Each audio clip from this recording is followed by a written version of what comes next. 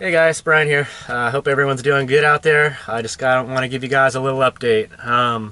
Unfortunately, I'm still having trouble with the van, guys. I'm five visits in at this one mechanic and have had a lot of things replaced on the van, and it still has the exact same issue I'm bringing it in for. So I'm basically, I wanted to not just, complain about that in this video. I wanted to talk about that being an issue with van dwelling. Everyone has car problems. It's a pain in the butt, costs you money and time, inconvenience, but when it's your dwelling as well, it's a whole different deal. And if you're traveling on the road, that adds much more to it. So I'm coming from the perspective of a city van dweller. I'm actually in my hometown, so it's familiar grounds. I have friends and family around. I know my way around town. So just a little short recap on my experience up until now. It's been almost a year and a half full-time in this van, and honestly guys, from the start it was a great experience. Simplifying my life down to minimalism. All my possessions are pretty much in this van. Getting used to just living simply and taking advantage of all the public places in the city, the parks and beaches and bays, and finding safe and comfortable spots to park at night, and just not having the burden of a monthly rent expense, and just overall removing a lot of the materialism part of my life. That's all been great. And then the traveling that I did a lot of boondocking, a few trips in the Anza Borrego Desert. I did my Slab City trip, which was a blast. I did my quartzite experience there for the RTR, the Rubber Tramp Rendezvous yearly gathering in Quartzsite. That was probably the best experience of van dwelling so far.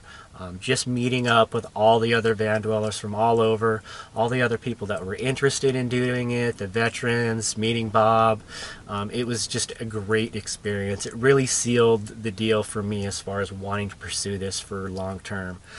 So with all that, we fast forward to me starting to have engine troubles, okay? And then, a little bit of the history of me going into this. I wasn't forced into van dwelling. I chose this. I decided that the life I was living wasn't for me, and I wanted to try something new and different, something simple that didn't require continually building my income for more and better things. I just wanted to find something that was simple that I could settle on. So I did a lot of online research. I talked to a lot of people. This was planned out. I thought I was, and I do believe that these models of vans can be reliable, but going into this, my worst fear was having trouble with the van. Either major breakdown, needing a major expensive repair, either on the road or just in general, or getting in an accident and having the van totaled beyond drivability, and just basically needing to replace the van. So I'm in this interesting situation of having issues that are seemingly unresolvable. I'm taking it to a master mechanic 5 times. Each time he's done repairs and they're not doing anything to the issue. So I've decided to try a new mechanic. So with trying this new mechanic, what I hope from this is I'm made an appointment. It's going to be in a few days. I'm actually taking a few days off of work, possibly the whole week, so I don't have to deal with needing to get myself anywhere. I'm going to stay with family. It's right near the shop. I've told them the history, the shop that I took it to, what they did, what they thought, what they came up with.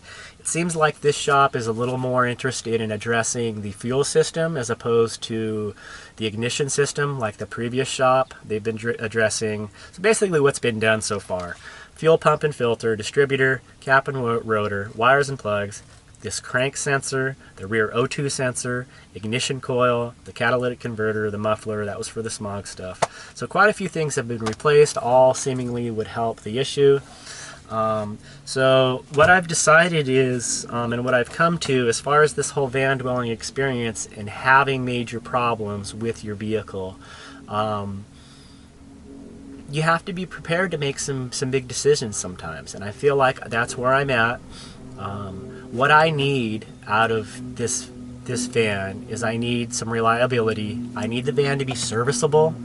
When I take it in, it needs to be serviceable, and so far it's proving to not be so friendly to being serviced. Whatever the issue it has, the little quirky thing that it may end up being, it's causing me a lot of time, money, and headache, and security. When it's your home, it's your security as well. You know, I'm stalling on the freeway, having to pull over to the side, causing traffic problems. When it stalls, I lose steering. The power steering goes out, and I have to muscle the steering wheel with both arms to safely avoid medians and get pulled over somewhere safe. I really shouldn't be driving it. So that's where I'm at. And what I've decided is that I need a van that's serviceable. Not to say that this is a lemon and it's not going to get resolved. If this shop, I've decided, can't resolve it in more than a few visits, I'm going to have to sell the van, and that's going to, for me, involve basically removing all the hard work I put into it. It was a labor of love and passion. It was a great experience building this van. I knew building it that a day would come to where I would either turn it over to someone else or dismantle it and use the stuff to build a new van. And I've kind of decided if this can't be resolved within a few more visits and X amount of dollars that's yet to be determined, I am going to go ahead and advertise the van for sale. I will dismantle it, pull out everything, try to recycle the materials, the solar panel and everything for a different van, advertise it on Craigslist as is, explain all the issues, so all the receipts and repairs done. Try to offer it at a fair price to where someone hopefully will be willing to take it on, and it will still be a deal for them. So that's worst case scenario, guys. Me going into this, I just wanted to touch on, I did a lot of my research on forums. I still use YouTube, and in doing that research, most of the time I was looking for a worst case scenario. I wanted to find a personal case of somebody that attempted to van dwell and failed, basically. Not in a negative way, but that's really deep down what I was looking for. I wanted to see the scenario where someone attempted this and somewhere along the line into it, sooner or later, something happened to where it didn't work out to the point to where they either gave up on it or they had to switch vehicles, and what that experience was like. And it's kind of seeming like, in that research, I wasn't able to find a real worst case scenario. I found some. I know Chad's living the van life. He had some major engine troubles on the road, had to abort some of his trips, and so that was basically the best example I could find, and it seems like that's kind of where I'm at. I'm going to either have to make a decision to do some serious major work on this van, and for what I paid for this and the size of it, I know in the back of my mind I do want to upgrade to a bigger van someday, so I'm thinking, is this the time to do it now? So that's where I'm at, guys. I'm still haven't given up. My whole plan is still on, with or without this van. I want to hit the road at the end of summer, beginning of September. Take a 2-month trip, do some work camping, get a feel for it, and hopefully find some more jobs on the road after that job, and just continue traveling and working. That's my goal. That's what I want to do, guys. That's the lifestyle I want to live. This van is posing some difficulties, but I'm not going to let it keep me from my goals.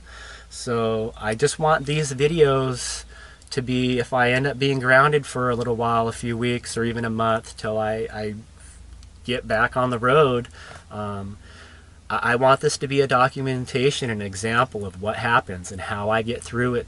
I want to be solution oriented. I want to be mobile and able to move around in my own dwelling as soon as possible.